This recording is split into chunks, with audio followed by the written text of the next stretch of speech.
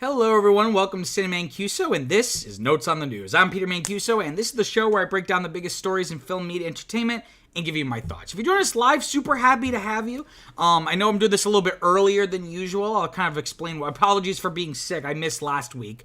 I'm only one of the few times I've ever missed doing a show every week, so I do apologize about that. But if you have any questions or comments about any of the topics I'm going to be covering, feel free to drop them in the live chat. I'll do my best to kind of keep an eye on it as we kind of go along. I have it pulled up here. We stream this show every Tuesday, 6 p.m. Eastern. Obviously, it's not 6 p.m. right now Eastern. But again, I figured I'm still not really feeling well. I figured I would kind of do it a little bit earlier than normal, just to give myself a little bit of break so I can go to bed a little bit earlier. And if you haven't already liked this video, it really, really helps with engagement and the algorithm and people finding the channel. So if you have found the channel, why not subscribe? Because again, I'm trying to grow this the best I can. If you're watching this after the fact, still super happy to have you. By the time you're watching this, there should be time codes in the description so you can kind of, jump around at your leisure. Like I said, we stream this typically every Tuesday, 6 p.m. And like I said before, if you haven't already, please like this video and do not forget to subscribe. Okay, let's take a look at the box office from this past week. Total domestic box office was a little over $300 million, which was a 121% jump. And this doesn't even include the Monday of Memorial Day, because my tracking I do from Monday to Sunday. So even without the holiday weekend part, the actual extra part that you get from the holiday weekend, this is still a very, very strong week, right? Of course, topped out by the live-action remake of Lilo and Stitch, opening at number 1.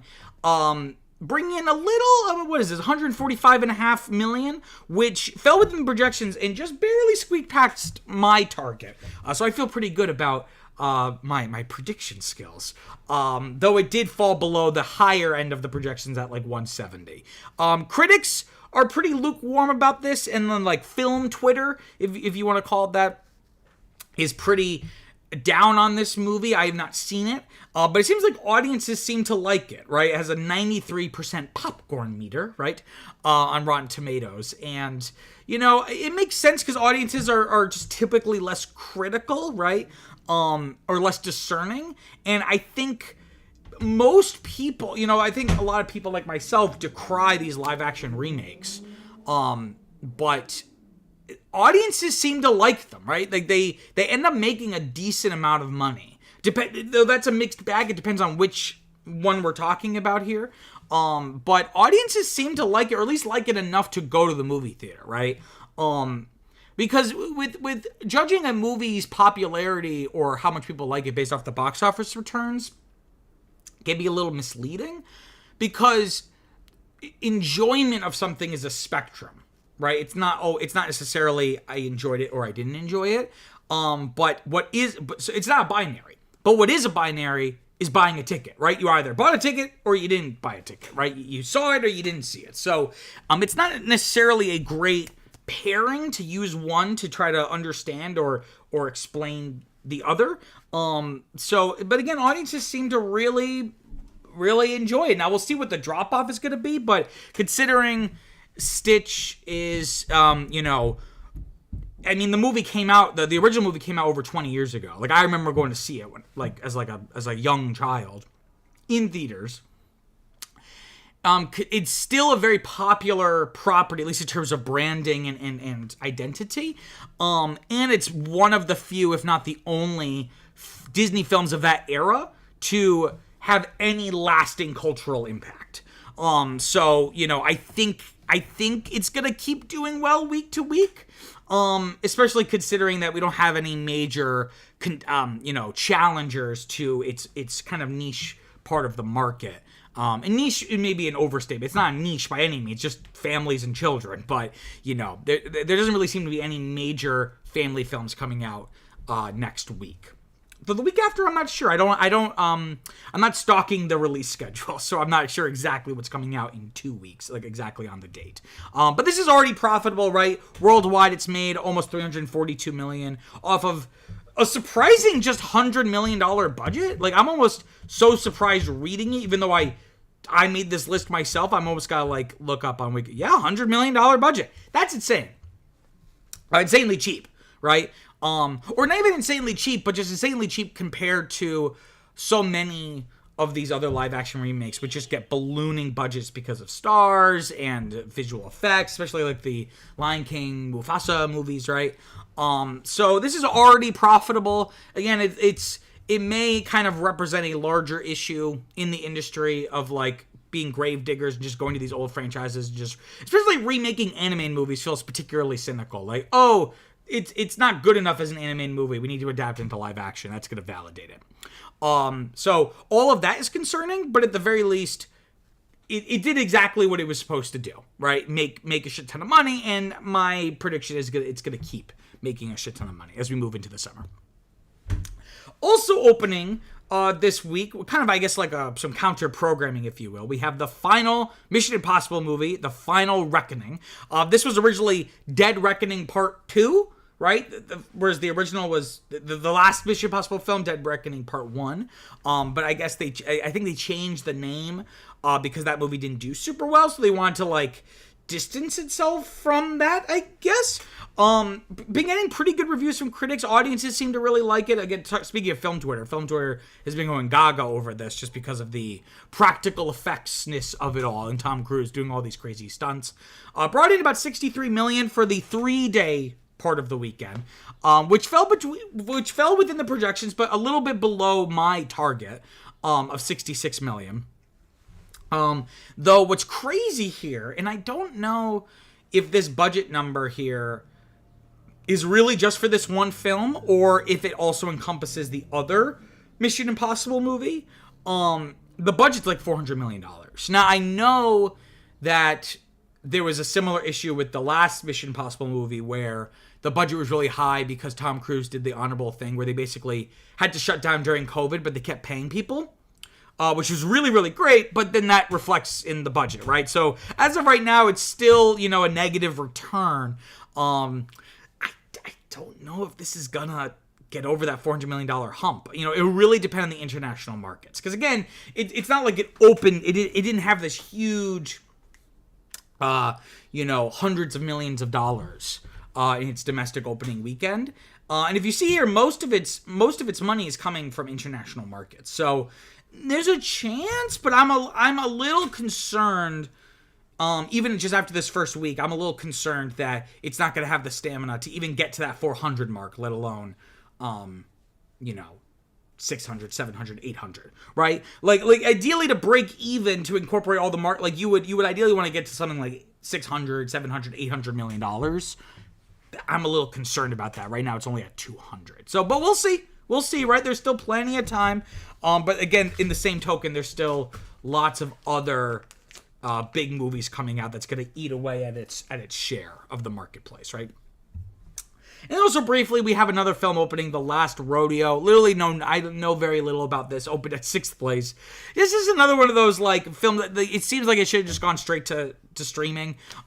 It was projected to make around 3 to 8. Made about 5.3 million. So again, also like Mission Impossible fell just below my target, which was 6. Though again, didn't make as much, but it's all a numbers game, right? It only cost 8 million to make. So it's a lot closer to at least crossing that initial threshold of the budget. A lot closer to that than Mission Impossible is. Oh, excuse me, I'm sorry. I'm still not feeling well. I'm sick. I'm recovering from my cold. And The Last Rodeo is just putting me to sleep. So let's talk about some other movies here. In their second week now, Final Destination Bloodlines, only having a 27% drop, which is pretty strong for a second week. Again, critics really like this movie. Audiences seem to like this movie. Final Destination has always been an interesting franchise where it's at its best when it's self-aware and kind of intentionally dumb and goofy. Where it's gotten into issues is where it like tries to take itself a little too seriously. It seems like this film is a little bit more of a return to form. And again, it seems to be paying off both critically, but then also financially. Look, its total worldwide is up to $186 million off of just a $50 million budget. So this is well above the mark of profitability. And it's not just profitable because it was dirt cheap, because it was dirt cheap, right? Because a lot of times horror films have really good ROIs, but it's because they cost like $4 million to make. This was a fairly expensive, considering the horror genre. So the fact that it cost that much, but is still doing really well, speaks to, I think, the quality, but also the brand. But I would argue maybe more the quality, having good word of mouth, because the Final Destination brand, I mean, the last film was like, feels like forever ago, and then even at that point, the brand was really tarnished, or it was really just, didn't have, it wasn't super well esteemed, right? By the, because what, this is the 6th Final Destination movie, so by the 5th one, it really had run its course, right?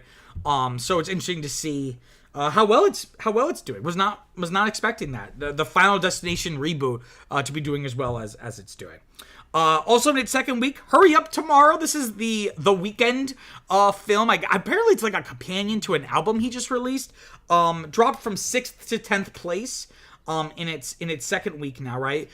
Critics tore this apart. Audiences weren't much nicer. Only a 55% drop, which isn't awful, but I'm going to chalk this up to, along with the Final Destination Bloodlines drop.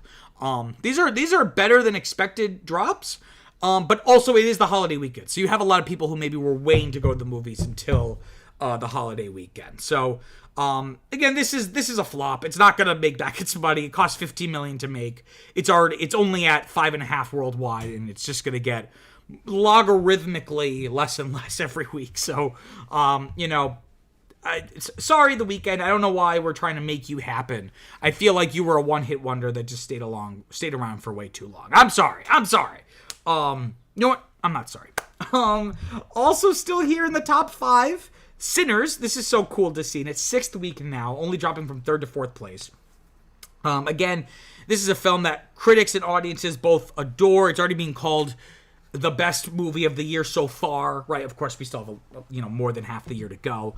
But worldwide, it's made almost $350 million off of just a $90 million budget. So it is, profitable. And I know this is maybe reductive, but, at least from the perspective of movie executives, the fact that original, predominantly black-led film about vampires, but released in April, doing so well is really reassuring to see.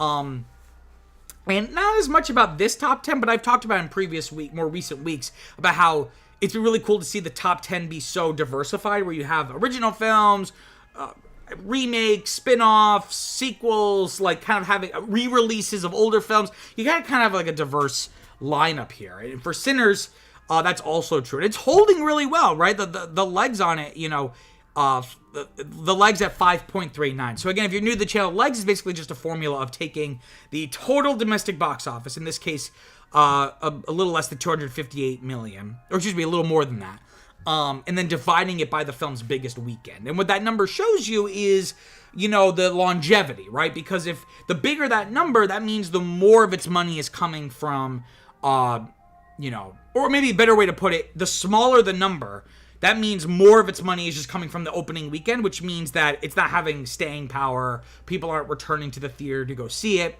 So Sinners is doing very, very well. And I've kind of taken a hiatus from going to the movies lately just because I've been so busy and kind of a little strapped for cash, which, like, share, and subscribe to this video so one day I can monetize this fucking channel and make 5 cents off of it or whatever. Sorry. This is one of the films I have gone to see, and I thought it was pretty great, kind of messy, but a lot of really interesting ideas. So definitely, I think probably my favorite movie that I've seen in theaters this year. I have to go back and see what has come out this year that I've seen. I haven't seen all that much in theaters this year, so I would have to double check. But perhaps by default, it's my favorite. But it's I'm not gonna be mad about people saying it's their favorite, because it's just it is really good, and it's great to see it doing so well. Another film that's still here in the top 5, Thunderbolts, right, in its 4th week, dropping from 2nd to 5th place now. Critics and audiences seem to like this pretty well, and it's really given the MCU like a good shot in the arm, in the way that the Captain America Brave New World movie definitely wasn't able to do, and Deadpool and Wolverine did, but it's the exception that proves the rule. It's so different than anything else in the MCU, so it's not really useful to look at that as a comparison. So in the lead up to Fantastic Four coming out this summer, Thunderbolts is a good canary in the coal mine, that if you do a well done, well acted Marvel formula movie, people will go and people will enjoy it. So, and this is so close to being profitable, right? It cost $180 million, and it's made a little under three. It needs to get to 360 to really be a surefire hit, or at least break even, right? Maybe hit's the wrong word. So it's so close. I think it's gonna make it to the 360 worldwide mark. I think it has that capability. It's just a matter of, what's going to take the oxygen out of the room.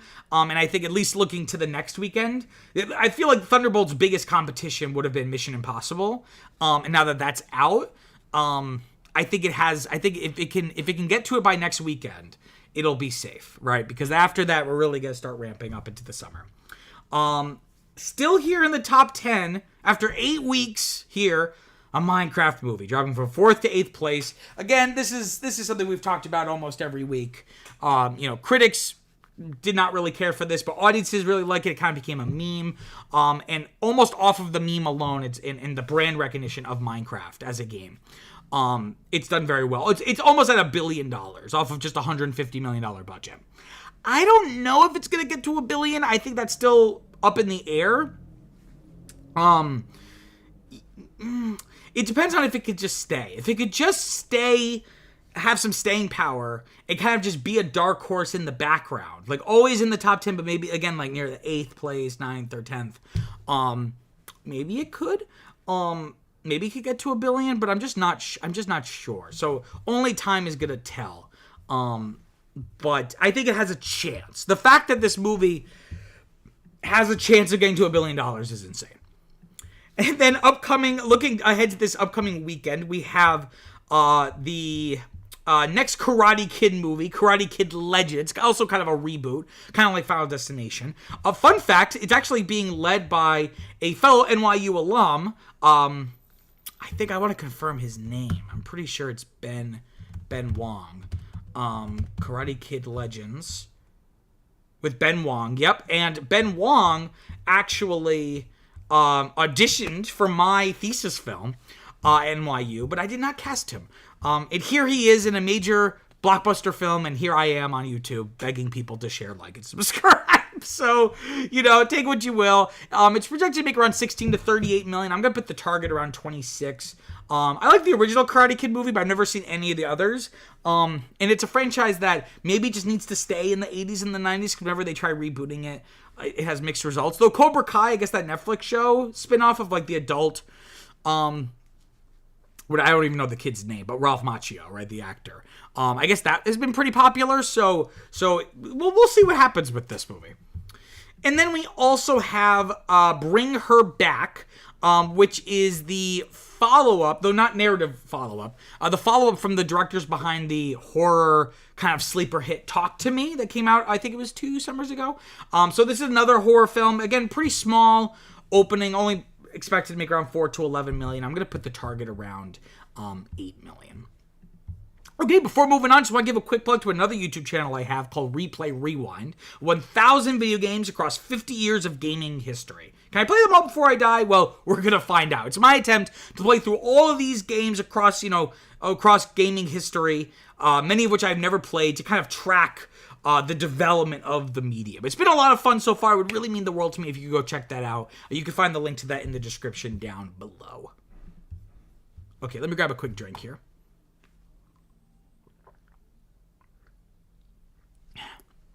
Okay. Let's talk about story number 1. So, the Kingdom Hearts series, this is kind of old news. Old in that it's more than a week ago. But I was sick last week, and this is the first time that Kingdom Hearts has had any real news worth talking about on this channel since I started this channel. So I could not pass up the opportunity to talk about Kingdom Hearts. So it has received 2 major updates. Number 1 being that the game Kingdom Hearts Missing Link, which was going to be released for mobile phones, right, for your iPhone and Android, that game has been canceled, unfortunately. But then, so that's the bad news. The good news is that Kingdom Hearts 4 is still coming out, and we have gotten, the first images from this game that we've gotten since the game was announced with a reveal trailer back in 2022.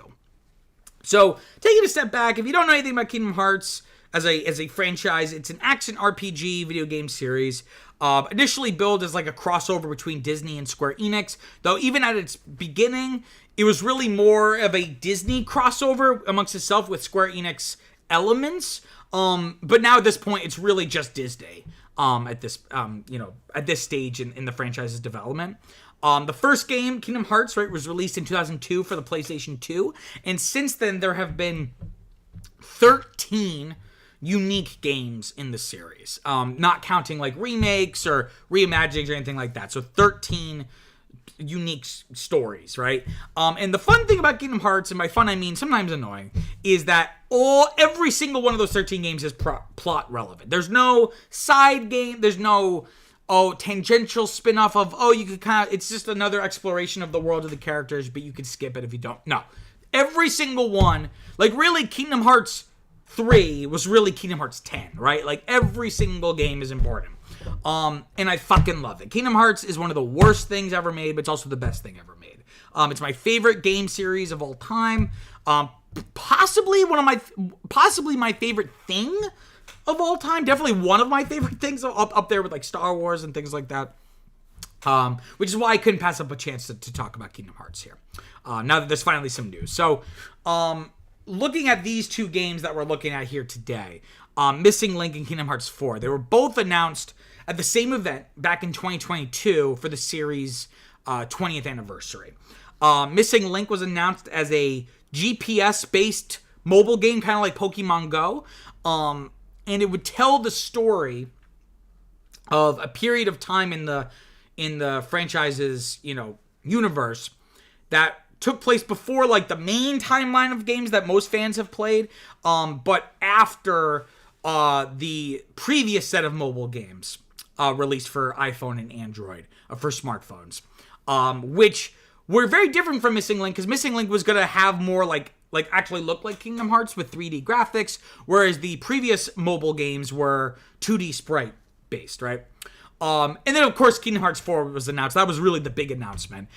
Feature kind of following up on the state of affairs following Kingdom Hearts 3, where Sora has, quote-unquote, died, and now he's in the afterlife, which just seems to be like our world. So the Kingdom Hearts series is now dealing with, like, fiction versus reality, and then fiction's reality becomes reality's fiction. Like in the Kingdom Hearts universe, our world is fictional.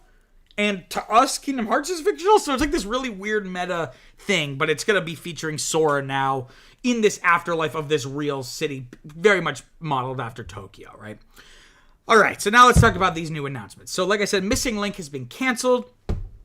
Here's the full official statement from the official Kingdom Hearts Twitter account, saying, quote, "We have made the decision to cancel the development of Kingdom Hearts Missing Link.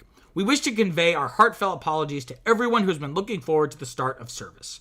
Although we worked hard on developing and adjusting the game in the hope that it would be enjoyed by lots of players, we determined that it would be difficult for us to offer a service that players would find satisfactory over a long period of time, leading us to the decision to cancel development. We would like to take this opportunity to express our thanks to everyone who gave us their support and assistance with the multiple closed beta tests. We are truly sorry to have to make this announcement. The Kingdom Hearts series will continue. We are hard at work on Kingdom Hearts 4 and hope you'll continue to support the series as you keep an eye out for further updates." End quote. So,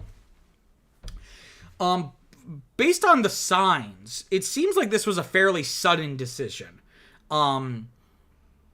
This is very anecdotal, but people in the fandom, having spoken to some people involved with the development, it does not seem like this is something that even the development team has known for a while. It's very likely that they just found out not too long before we did, right?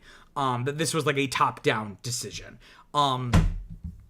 Which is interesting and a shame because, this follows a news drought, right? There was a closed beta test last year of the game, so we actually have like some early parts of the game, including like some parts of the narrative arc that you can like watch on YouTube and stuff. So it's weird now that this is just like canceled. Though this is part of a larger shift in strategy for Square Enix, the publisher and developer of these games, right? They've announced recently that they're really trying to focus more on quality over quantity, and in development of this, Square Enix probably was just crunching the numbers and decided it just wasn't going to be cost effective to A, finish this game, and then B, keep it up and running for years to come, right? Because the prior mobile games in the Kingdom Hearts franchise also struggled, because basically they fit within the genre of what's called gacha games, which is not gacha like the English word gotcha, but gacha, Gacha, and it comes from Japan, right? It's a game, typically, here's what Wikipedia says. A gacha game is a game, typically a video game, that implements the gachapon machine-style mechanics. Similar to loot boxes, live service gacha games entice players to spend in-game currency to receive a random in-game item. So the way that because these games were free to play, these Kingdom Hearts mobile games. So the way they made money was, again, like these gacha elements where, almost like a slot machine, where you would put in real money and get a special card or emblem or weapon or whatever it was. And that, they struggled with that, because I think a lot of video game companies got big dollar signs when this business model really came to fruition. But your game has to be massively successful. Like, not just, it has to be, it's not just kind of popular. It has to be so insanely popular for even that monetization strategy to work, right? On top of that, those mobile games were much cheaper to produce than I would imagine what Missing Link has cost to produce, right? Because again, the prior mobile games, no voice acting, all sprite-based, 2D sprites. This was going to have voice acting. It was 3D models, 3D graphics, on top of the GPS element. I think at a certain point, Square Enix, like, I wouldn't be surprised if like a year ago they did the beta. And this is not my wholly original thought. I just don't remember who I heard say this, so I can't credit them necessarily. But it would not be surprising to learn that after the beta, they got the feedback and they got the results and quickly, and at least the top brass of Square Enix, or the head of the Kingdom Hearts development team, kind of shit their pants, going, okay, people seem to like this game, but the amount of time they're playing, like, if we extrapolate this is just not going to be a profitable experience. So we need to find a way to improve this product in the next year. And I would imagine that year has come up and they weren't able to kind of figure things out in a satisfactory way. So Square Enix just kind of pulled the plug, right? Which again is a shame. I'm not super excited about it for the game part. But the story, again, like I said, every game in the Kingdom Hearts series is important for the story. And not only that, just I'm not even just making that assumption just based off the track record of the franchise. They have said in interviews, like, there's going to be things revealed in this game that's going to explain some, plot holes from before, or they're going to set stuff up for Kingdom Hearts 4. Well, now what happens, right? Are they going to have to incorporate this into Kingdom Hearts 4 in some way? Not the game itself, but the things that were going to be essential for the franchise's story.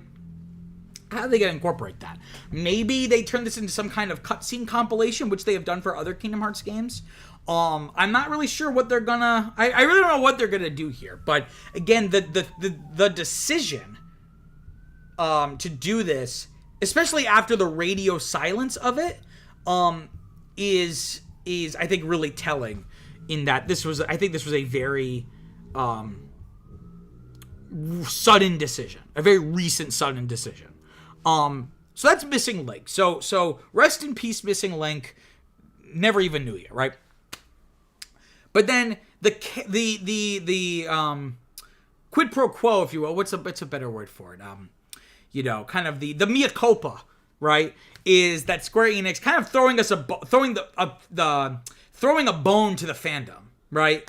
After canceling Missing Link, I think within like 24 hours, if not sooner, they put out a collage, which you could see to my left, right? Well, it's on your left side of the screen.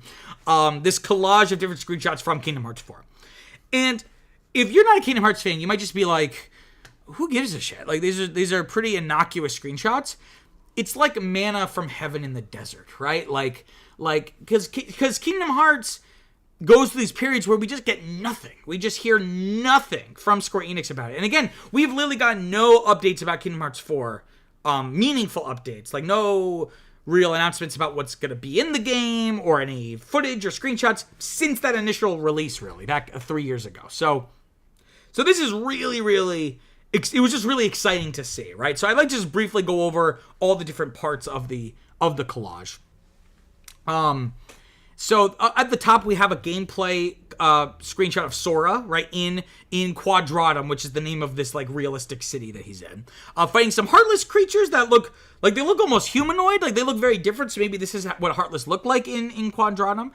There's also, like, these gauntlet or glove Heartless, and some people are like, ooh, is that Thanos, right? Because there's a lot of speculation that a lot of the worlds that are going to be in Kingdom Hearts 4 are going to be based off of, like, the non-Disney origin stuff, like all the stuff they've purchased, like Star Wars, Marvel, things like that. So could that be a little hint to that?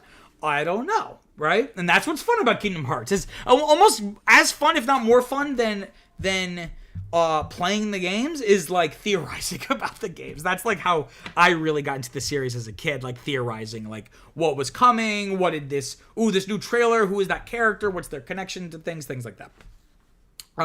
And the command menu on the bottom left also shows a build option, which they have talked about in interviews. Like, Sora will be able to, like, take materials around him and, like, build stuff. But it's unclear what that mechanic is going to be like. Are they just going to be kind of like canned creations, or is it going to be like Legend of Zelda Tears of the Kingdom, where it's like almost like a builder mechanic? I don't know, right? Then below him we got a screenshot of Strelitzia, who is a character from the mobile games, and we saw her in the first trailer for Kingdom Hearts 4, finally now in full 3D graphics, because before she was just a 2D sprite. Again, a character from that kind of suite of games, and a lot of people have noticed her model has improved since the reveal trailer from a couple years ago. And you can say that about all of this. This all looks so much better than how it did a couple years ago in that original trailer. Speaking of things looking good, we have this picture of a phone right in the middle of the collage, this, like, rotary phone, and it's not really clear why this is here. Is it just to show off the graphical fidelity of, like, wow, look how far we've come, right? Some have theorized that this could be, like, a connection to Sora's reality, right? Some people have noted that in Japan, there's, like, a cultural custom of people having an unplugged rotary phone where they take the phone and speak into it, and as if they're speaking to, like, a deceased loved one. It's like a way for them to kind of be able to speak to them beyond the grave. So with this idea of Sora being in the afterlife, maybe that's like a connection. I'm not really sure. It is the strangest inclusion on this collage. Because again, you could have made a collage of anything. But I think I think people are hoping there's some thematic or, like, narrative reason, but I think we have to be prepared for the non-zero chance that it's literally just they are not far along in development. This was, like, one of the only presentable things that they could show off, I guess. I don't know. So again, we'll still have to wait and see. Big reveal here, though, is playable Mickey Mouse, right, in a library. Probably the city of Scala at Kylum, which was first introduced in Kingdom Hearts 3. And at the end of one of the more recent Kingdom Hearts games, Jens Sid was like, you have to go there to research, blah, blah, blah. I'm not going to get into the weeds on the plot, because I know a lot of my viewers are not Kingdom Hearts freaks. But this is really cool, because this seems like it'll be the first real chance to play as Mickey, beyond, like, passing combat encounters. Because, of course, Kingdom Hearts 2... on certain battles, if you died, Mickey would come rescue you and you would play as Mickey briefly. But those were always, like, in the heat of the battle. And the other time I think you could play as Mickey Mouse was as, like, a multiplayer character in 358 Days Over 2 for the Nintendo DS. And then also very briefly for almost like a, quick time event in the Kingdom Hearts 3 DLC. Kingdom Hearts 3 Remind, right?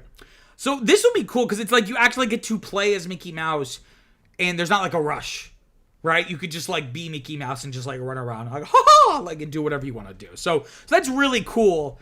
And probably the biggest, like I said, the biggest surprise in this collage.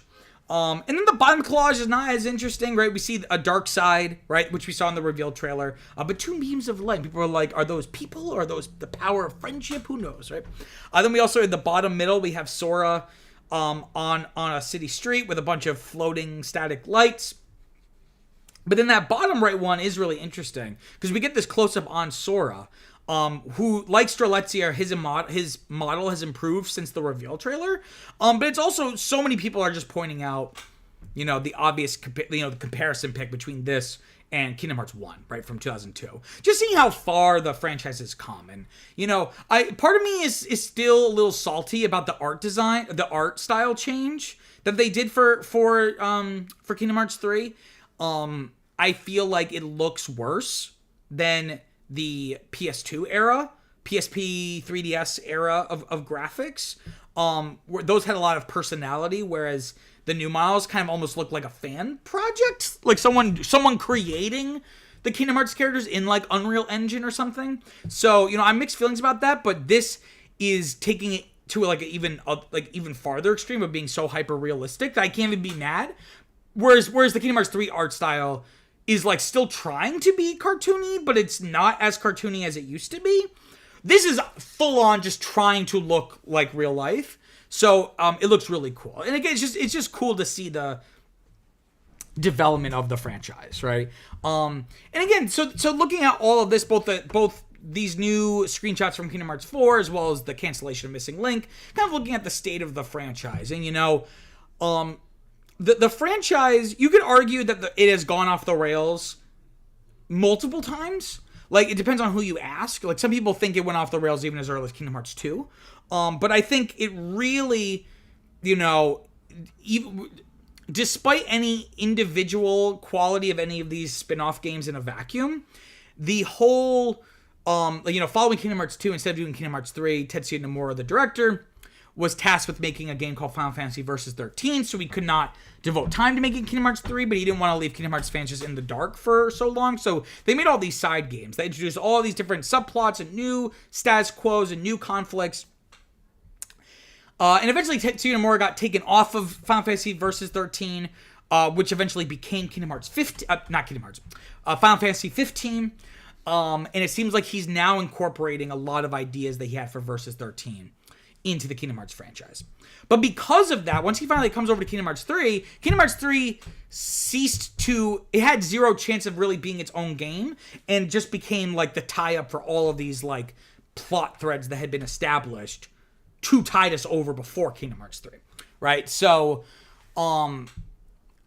it really went off the rails and just got way too bogged down in subplots and distractions. And I know it's really popular to be like, Kingdom Hearts 3 was a disappointment, but it really was, at least for me, just on a narrative level, because it felt like it really had no story of its own. It was just a kind of hastily, clumsily wrapping up all the storylines that had been kind of set up in the interim period between Kingdom Hearts 2 and 3, and also sequel baiting for stuff that we didn't even know what was coming yet.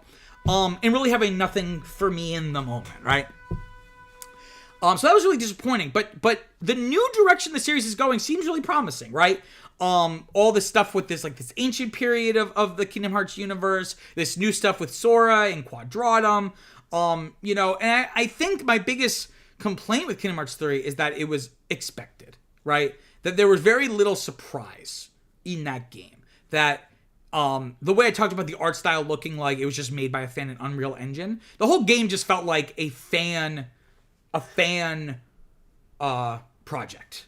Like, you knew these things were going to happen, so they just happen with no real narrative cohesion or like interesting machinations to arrive at those places. It kind of just feels like a bullet list. Like, okay, we're going to do this, because that's like what a ambitious fan would do, because an ambitious fan is not like a professional writer, right?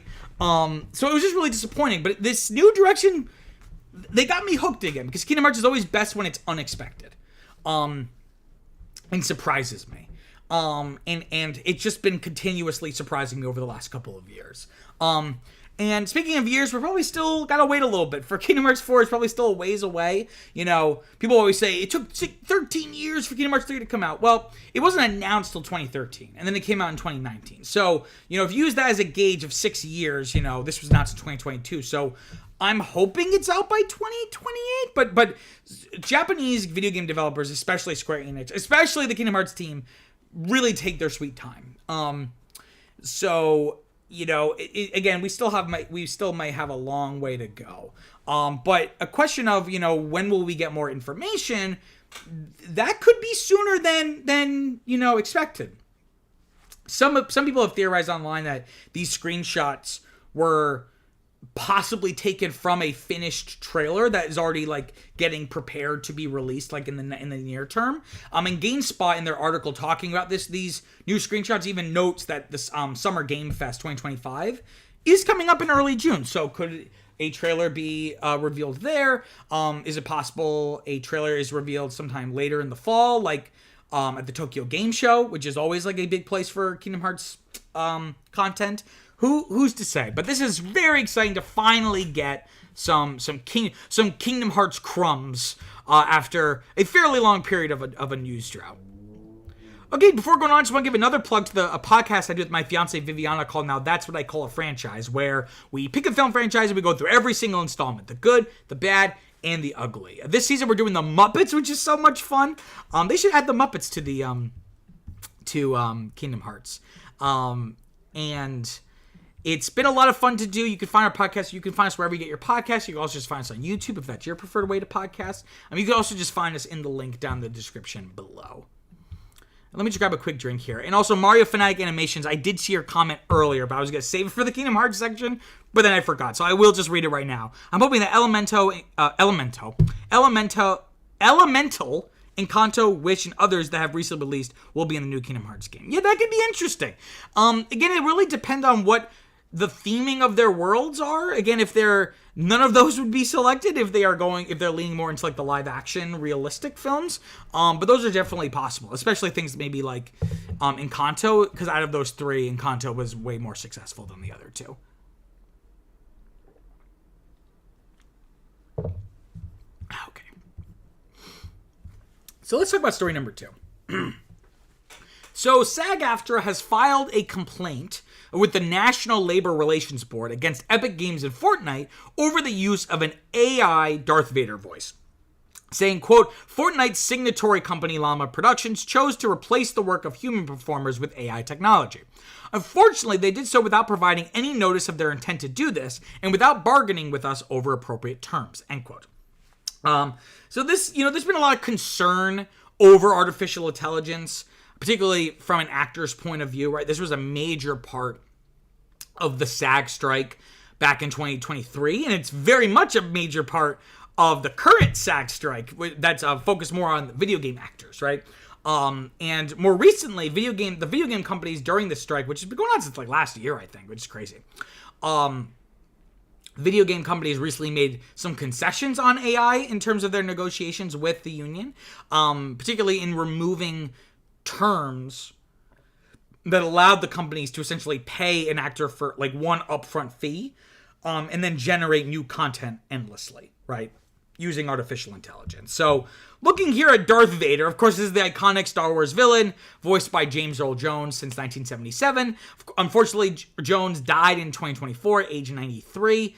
Though he did, before his death, he did sign off to allow Lucasfilm to use archival recordings of his performance to recreate his voice using artificial intelligence. And notably, this was first introduced, or at least notably introduced, in the Obi-Wan Disney Plus show.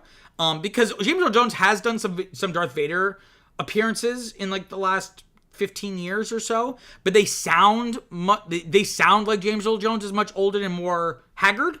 But then when you watch the Obi-Wan show, it sounds like 1977, and I'm like, oh, what was he eating his vegetables? What's going on? But then it was later revealed that it was using AI, which leads us now to this inclusion in Fortnite. So players can talk to the AI Darth Vader and have like actual conversations, using generative AI to not just mask the voice, but actually create things to say for the Darth Vader and actually respond to players in real time based off what they're saying. And Kotaku notes that players immediately got Darth Vader to swear and say slurs, among other very questionable things, and Epic Games had to patch the game to avoid things like this, right? So looking at SAG's complaint, does this hold any merit? Some would argue no, right? Because James Earl Jones's family signed off on this use for Fortnite, putting out a statement saying, quote, James Earl felt that the voice of Darth Vader was inseparable from the story of Star Wars, and he always wanted fans of all ages to continue to experience it. We hope that this collaboration with Fortnite will allow both longtime fans of Darth Vader and new fans of Darth Vader, like he's like a basketball player. We hope that this collaboration with Fortnite will allow both longtime fans of Darth Vader and newer generations to share in the enjoyment of this iconic character. End quote. I love this little part here. He always wanted fans of all ages to continue to experience it. The voice. And I'm like, okay, so you guys got a shit ton of money, right? Like, let's just call it what it is. Like, you don't have to be like, not only is this okay, he would have wanted us to do this. Like, you can't really know that. Like, who gives a shit?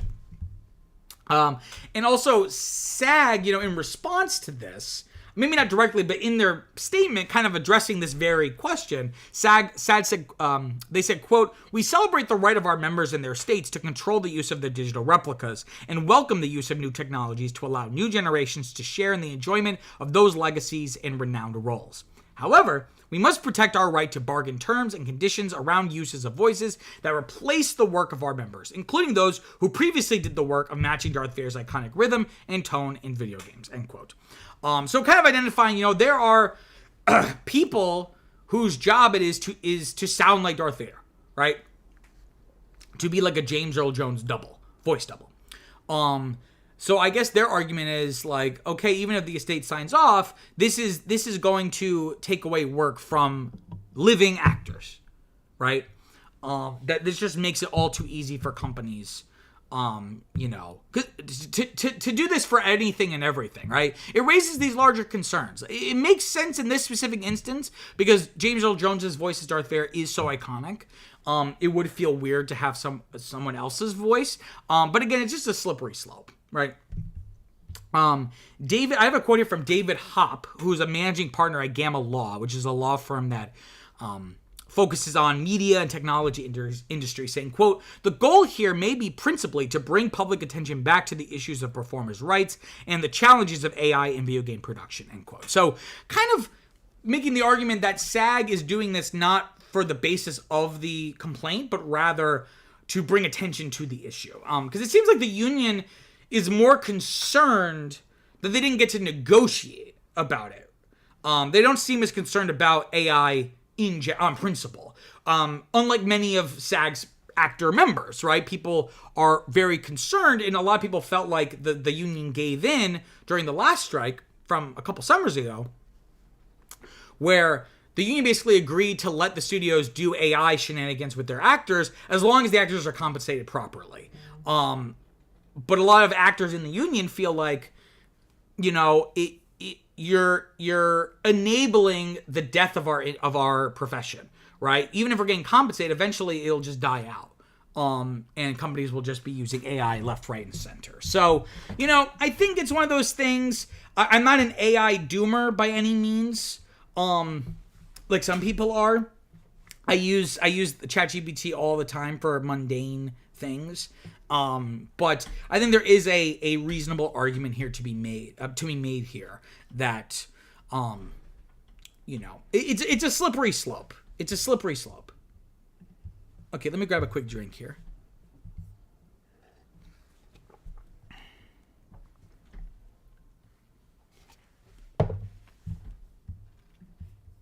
Okay. Let's talk about story number 3. So Netflix has secured the streaming rights to Sesame Street. This is very exciting. We weren't sure where Sesame Street was going to end up, so we could breathe a sigh of relief. Even if we're not happy about Netflix specifically, we can at least breathe a sigh of relief that it has found a home. Netflix will also be getting a backlog of episodes, and Netflix is also going to develop some video games based off of the Sesame Street property. Netflix has been getting more into very, very casual games, I think mostly for mobile, the mobile app of Netflix. So they're going to be kind of using that partnership to springboard some additional games for Netflix. I got a quote here from the official Sesame Street Twitter account saying, quote, "The support of Netflix, PBS, and the Corporation for Public Broadcasting serve as a unique public-private partnership to enable Sesame Street to continue to help children everywhere grow smarter, stronger, and kinder," end quote. Another quote here from Paula Kerger, president and CEO of PBS, saying, quote, "I strongly believe that our educational programming for children is one of the most important aspects of our service to the American people, and Sesame Street has been an integral part of that critical work for more than half a century. We're proud to continue our partnership in the pursuit of having a profound impact on the lives of children for years to come," end quote. And this is going to begin later this year, I would imagine in the fall. I'm not sure when Sesame Street seasons start every year, but I would imagine this is going to start up in the fall, because that's usually when new seasons of TV shows start. So a little bit of background, of course, on Sesame Street. This is really important, right? It's an educational children's television program, originally conceived. I mean, it still fills this function, but not as much anymore for the reasons we'll talk about. But it was originally conceived to serve low-income inner-city children, typically, black children, Hispanic children, as a means of supplementing their, subpar public education, right? These school districts were not being funded the way that they should be, so Sesame Street was kind of conceived in that way to be a free resource, right? It debuted in 1969 on public broadcast television, first on NET, which was like the predecessor to PBS, and then later PBS. It's produced by, originally it was called the Children's Television Workshop or Children's Theater Workshop. Now it's called Sesame Workshop. This is a nonprofit organization with funding that also comes from, public investment from PBS, right? And of course, it includes Muppet characters. If you go back to watch those early Sesame Street episodes, the Muppets were just one piece of the puzzle. Now it's like almost, it dominates the identity and the structure of Sesame Street. But these are very iconic characters, including, but certainly not limited to, Big Bird, Oscar the Grouch, Bert and Ernie, Cookie Monster, the Count, Grover, and then more recently, like, what was it, in the 80s and 90s, you get Elmo, and then a little bit after my time, I guess, the newer character, Abby Cadabby, right? There's more new characters, but, Abby Cadabby is about as far as I'm aware of like, the new characters, right?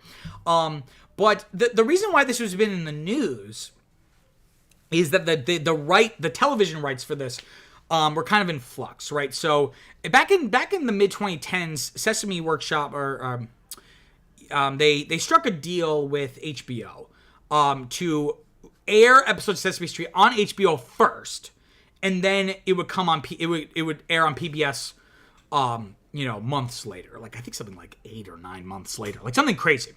And of course, this was very controversial considering Sesame Street's origins, right? As a resource for underprivileged children. Now it's still going to come to PBS, but the first run of it is now behind a paywall. The reason why they did this is because it was a revenue source, right? It was a way to keep the lights on, and have more episodes and have more expensive episodes and things like that. This was on HBO, then it was moved to HBO Max in 2020, and then about 5 or 6 months ago, right near the end of I think it was mid-December of 2024, the Warner Brothers Discovery, who of course owns HBO Max, announced that it was not renewing their distribution deal. A backlog of episodes would still be available through 2027, but Sesame Street would need to find a new home, right? And I actually made a video about this at the time. And I went through some options of who could maybe pick up these rights, and I suggested a Netflix or Amazon or Apple, because, and here's why Netflix specifically makes a lot of sense, right? They have the cash to make this deal, right? I'm not to say that Warner Brothers didn't have the cash, but I just didn't want to put the money towards this, whereas Netflix, their entire business model is just throwing money at the wall, right? So they have the capital to do this. It's an iconic property that for many families is non-negotiable. Like, if your kid loves Sesame Street, you can't turn to them and say, "Oh, sorry, you can't watch Sesame Street anymore because now it's just on Netflix," right? So it's not negotiable. And for Netflix and all these streaming services, really, but really Netflix, children's programming is so lucrative, right? Variety notes that it makes up about 15% of Netflix's total viewing hours. It even has like a dedicated Netflix Kids profile, so you can make a profile for your kids, so it's only showing approved kid-friendly content. So it also makes me wonder, why is Warner Brothers moving away from, like, that was the whole reason why they were dropping the distribution deal, because they were like, we're changing up our strategy. We're not as interested in children's programming for HBO Max. Why? Like, it's so lucrative on its own, but also depending on what age group it is, you also have built-in nostalgia. So people, it's a long-term investment. But if you have a show geared for 7 to 9 year olds, maybe when they're 17, they might be like, oh, let me just pop that on. Let me just have a little nostalgia hit, right? So I don't really know why they're doing that. But again, this is really great to see. If, again, for no other reason, the question, it was all up in the air. Now the question has been answered. And this is so important because, like I said in my other video about Sesame Street, but it bears repeating, this is a very hot take. And it's probably not true, but it feels right. Sesame Street is, in my opinion, the most important public investment in human history. More than any infrastructure project, any other social good, I feel like Sesame Street, in terms of the educational benefit is given so many children, that we as a society are just better because our children are starting off smarter, right? And I have a quote here from PBS Kids Senior Vice President and General Manager Sarah DeWitt saying, quote, public media is essential, and we know from years of research that providing new, high-quality content to children across the country for free helps prepare them for success in school and life, end quote. And that's so important that it's new content, because you could just say, well, why don't you just recycle? Like, the alphabet hasn't changed, the numbers haven't changed, so why don't you just show older episodes? Which you can do. And they do, right? The syndication. But you want to have new content, so the content's always staying on the cutting edge of best practices of teaching that age group, right? And like I said in my other Sesame Street video, it would be great if it could just be on PBS. But at least this guarantees its existence, right? Again, that was the same thing with the HBO deal, that at least it creates a revenue stream. Especially considering all the turmoil with public broadcasting and Trump pulling the plug on the funding for that. This really helps secure its existence for at least the foreseeable future. And unlike the HBO deal, this will actually premiere day and date on PBS and Netflix on the same day. Which is so weird because Netflix is so adamant about, not letting other people have their content. So it's really cool to see that, you're still going to be able to do this. So you don't even have to get Netflix. But I think Netflix is making the gamble here. But I think their reasoning is probably a lot of people might not even have cable. And obviously PBS, you don't need cable to access. But if you don't have cable, you probably are not going to take the time to set up your TV to access PBS either, right? So I think they're hoping that all of the people that are exclusively streaming viewers, they will then go to Netflix. But if you are someone that desperately needs PBS, you will take the time. If you are someone that needs that free content, you will take the time to set up your TV so that you can access that channel. So this is all really exciting, and I hope this gives Sesame Street the the resources to continue for the decades to come, so that I can show my children Sesame Street. Okay, before going on, I just want to give another quick plug to a YouTube channel I have called Peter Squared, where I also cover topics related to film, media, entertainment in a more structured video essay format. The video I have up right now is called A Closer Look at Frozen, where, you guessed it, I take a closer look at the Disney film Frozen, taking a look at what went right, what went wrong, and everything in between, using these cartoon versions of myself. It was a lot of fun to make. Hopefully it's a lot of fun to watch. You should go check it out and comment and let me know why you disagree with everything I said in it. You can find the link to that in the description down below. Okay, let me grab a quick drink here.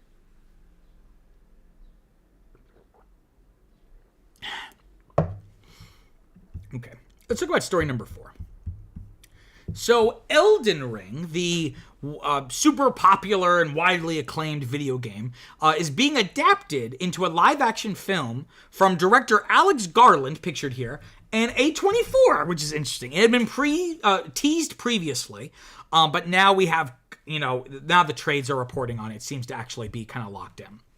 So, a little bit of background on Elden Ring. This was a 2022 action RPG, open world game, developed by From Software, of course, the developers behind the Dark Souls franchise, which was iconic in of itself. Essentially created a new genre of Souls-like games.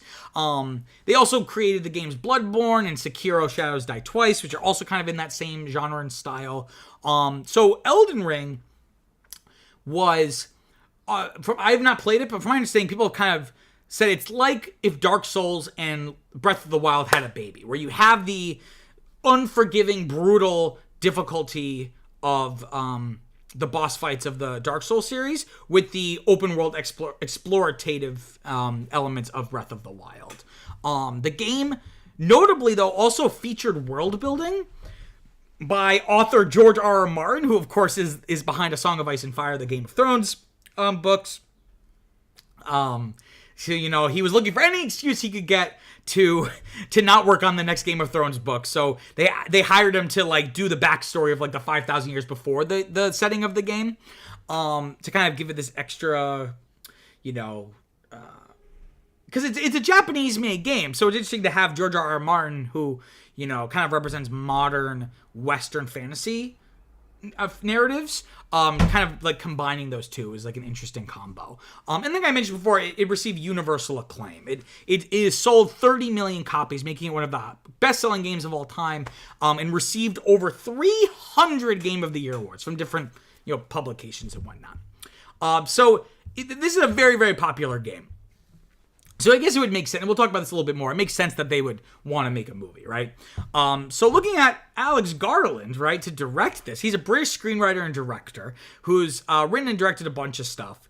At first as a screenwriter, and then transitioning into being writer and director. So early in his career, he wrote films like 28 Days Later and Sunshine and Dread, and then later writing and directing Ex Machina, Annihilation, Men, Civil War, which is one of my favorite movies of 2024, and then the more recent Warfare, right?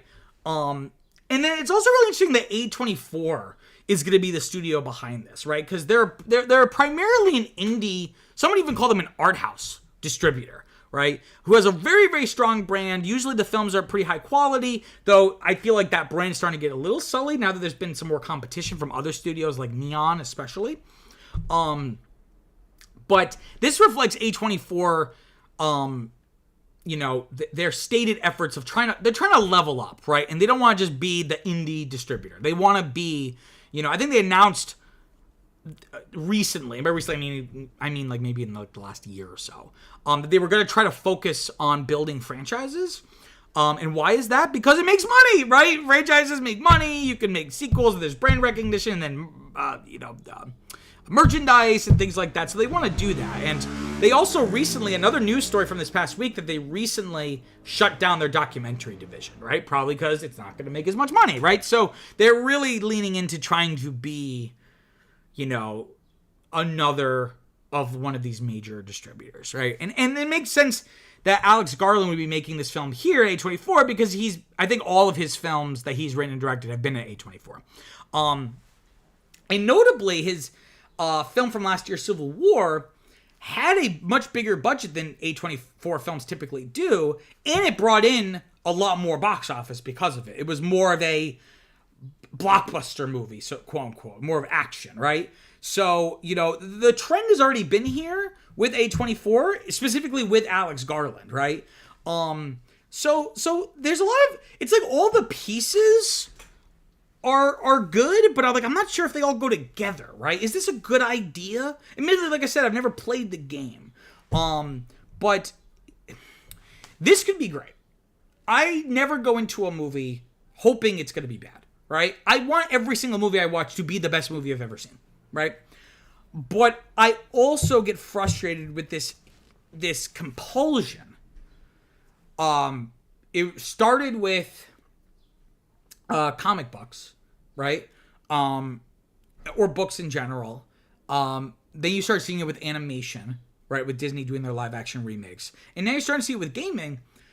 You don't have, like, the thing can be good in of itself in its own medium. It doesn't have to be made into a live action film to be validated, right? It's not like, I think some people have this stigma of like, oh, well, it's just a video game. It's not real art until you make it into a movie. Then it's like serious. Then like people will take it seriously. I think that's like a very misguided way of looking at it, right? Not everything needs to be adapted into a film. It could end up being really good, but it'll be in spite of that, not because of it, right? And furthermore, from my understanding, the game's narrative is very loose. Like, it's a lot more environmental than direct. Like, here's this narrative structure, here are these characters. So, it could be more this game is set in the world of Elden Ring, right? It could be a good canvas for Garland to develop and tell an interesting story. But again, we know next to nothing about what this film is actually going to be about, right? Could it be based off of the world building that George R. R. Martin developed, right? Which might lend itself more to a traditional cinematic narrative, right? That could be possible. But again, like I said, this makes sense financially because the game is wildly popular.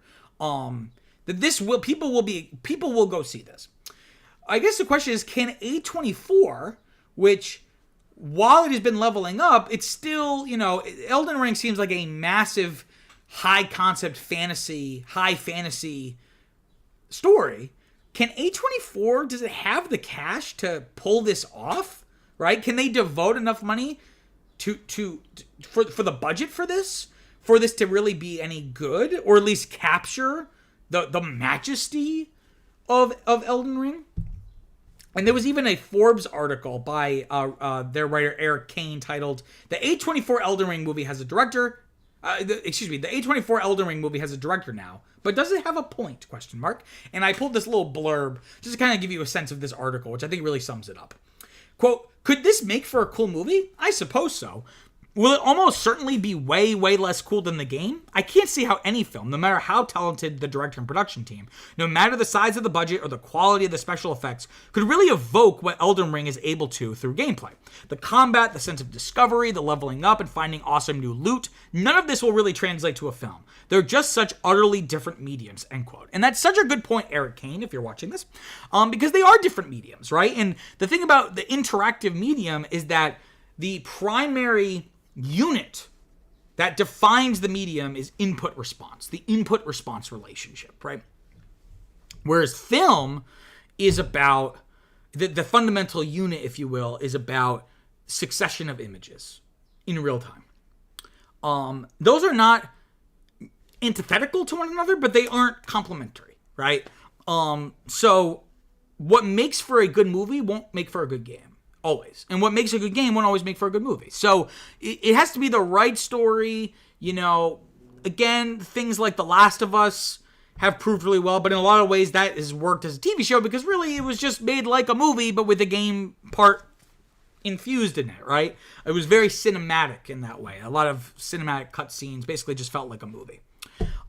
So, again, I'm going to keep an open mind about this, but I based off some of the reaction from fans online, some people are a little worried about how good this is going to be. And I think those fears are justified, but it's still so early to really make a judgment one way or the other. Okay. Let me grab a quick drink here. Okay. Let's talk about story number 5. So Warner Brothers Discovery has decided to rename its streaming service Max to HBO Max, which is what it was called before they changed it to Max. So this is going to take effect this summer. I have a quote here from the Warner Brothers Discovery CEO David Zaslav saying, quote, the powerful growth we have seen in our global streaming service is built around the quality of our programming. Today, we are bringing back HBO, the brand that represents the highest quality in media, to further accelerate that growth in the years ahead, end quote. And I have another longer blurb here, a statement from the company writ large, saying, quote, this evolution has been influenced by changing consumer needs and the fact that no consumer today is saying they want more content, but most consumers are saying they want better content. With other services filling the more basic needs with volume, Warner Brothers Discovery has clearly distinguished itself through its quality and distinct stories, and no brand has done that better and more consistently over 50 plus years than HBO. Returning the HBO brand into HBO Max will further drive the service forward and amplify the uniqueness that subscribers can expect from the offering. It is also a testament to Warner Brothers Discovery's willingness to keep boldly iterating its strategy and approach, leaning heavily on consumer data and insights to best position itself for success, end quote. I love how they try to justify it. I think this actually speaks to how brave we are for taking creative chances, right? As if it wasn't just a cynical, dumb business decision that made no sense then and doesn't make any sense now. So a lot of people point out this is the 5th name for an HBO streaming service. First there was HBO Go in 2008, and then HBO Now in 2015, and then HBO Max in 2020, and then Max in 2023, and now HBO Max in 2025. Though, to be fair, HBO Go and HBO Now were not the same service as HBO Max, and the name just got changed. They were technically different services. Whereas if you had HBO Max and when they changed it to Max, you didn't have to download a new app. The app just changed, I believe. I could be wrong. Someone comment and let me know if I was wrong. So technically it hasn't gone through multiple name changes, but just there have been so many HBO streaming services that people are, understandably poking a lot of fun at this. HBO, it's really getting dragged through the mud right now, but it kind of deserves it, right? And it's fundamentally tied to the chaos, the corporate chaos that is Warner Brothers Discovery, right? So this Frankenstein of a company was the result of a merger between Warner Media, which itself was spun off from AT&T, merging that with Discovery back in 2022. And notably, Max was launched prior to that merger back in 2020, or HBO Max, I should say, right? You have the David Zaslav of it all, who's the CEO, right? Also brought in after HBO Max was launched. And he's demonstrated, and I won't go through the laundry list of things, but he's just demonstrated he has zero respect or appreciation for films or television or the cinematic medium as an art form, right? Leading to very shrewd, maybe a charitable way of putting it, more like cynical and cash grabby financial decisions for the business, even going as far as canceling finished films for a tax write-off, right? And, why did they remove HBO from the name in the first place, right? It was probably because some focus group said that Max was cleaner. And, the New York Times notes that it was probably because they wanted... Because then with the streaming wars, everyone wanted to be Netflix. And the thing about Netflix is that Netflix is kind of everything for everybody because of its scale. You could be a kid, you could be a tween, a teen, a young adult, an adult, and a senior citizen. There's going to be stuff on there for you, right? And every company, when they decide we're going to make a streaming service, should have really honed in on a niche. And then price their service accordingly and make it dirt cheap because there's less offerings, right? But really cater to a certain market. What everyone actually did was just try to be the everything app. They just wanted to be Netflix. So that would also probably explain why they took away the HBO, because even though HBO has plenty of content that isn't just for adults, in the last 20 years, it's really become known for its more adult content. So I would imagine, aside from just them just being idiots, I would imagine that they took HBO out of the name because they wanted it to appeal to everybody, and with HBO in the name, made it seem like it was just for adults, right? So that was probably the reasoning, but then I think they realized HBO is probably the strongest brand we have. Why did we get rid of it? Kids don't sign up for streaming services. Adults do. So what do we care if HBO is associated with adult content, right? It just, like I said, it just speaks to the disorganization and the crisis of leadership at the company, taking this historic studio and just becoming this hollow shell of itself. And some people are thinking that this reintroduction of HBO, this emphasis on the Warner Brothers side of the company, CNBC's David Faber thinks that this rebranding may signal a split for between the Warner Media side of things and Discovery. just a couple years after they merged, right? And Faber says, quote, "It's become relatively clear to me from the many conversations that I've had that we could get some sort of an announcement in the not too distant future that they are planning to try to split the company," end quote. So, poor Warner Media, because it was spun off from AT&T, and which itself, it was only with AT&T for like a short period, maybe like less than a decade. And now it's going to break up with Discovery. But it's probably more Warner Brothers wanting to break up with Discovery because I think they realize, oh, we have a strong brand. You guys do not have a strong brand. And why did we do this, right? And hopefully this just leads to a better product, right? Because in a lot of ways, HBO Max might be my favorite of the streaming services because it has such exceptional content from HBO, from the Warner Brothers library. It's so diverse in terms of the genre, as well as the time period. That's a big issue with a lot of these streaming services, especially Netflix, of older films. And Warner Brothers obviously has been around for like a century, so they have almost like this massive catalog of Warner Brothers originals, as well as older films that Warner Brothers has acquired from other studios going out of business. And again, HBO as a brand is just so strong. It was done to excise it from the name of the service in the first place. And I have a quote here from Eric Schreifer, who's the chairman of the LA-based Reputation Management Consultants Group, saying, quote, "Re-adding HBO isn't a rebrand. It's a corporate walk of shame. Every neon Max banner hangs like a scarlet letter of incompetence. Stripping it costs more than some streamers spend on content," end quote. So, wow. Really scathing condemnation from Eric Schreifer here, basically saying, them doing this is the biggest kind of like tail between the legs kind of like, oh, and we were wrong, we're sorry, people like HBO. So it really is just a bad look, right? It's just embarrassing if you're HBO, which is why when they make a statement, let me scroll back up here. That's why when they make a statement, they have to be like, it's a testament to Warner Brothers' willingness to keep boldly iterating. It's like, no, it just means that you don't know what you want to do and you have no real informed strategy. So, all this to say, I still really like HBO Max, and I hope this nets them more money so they can put more money into the streaming service and HBO in general.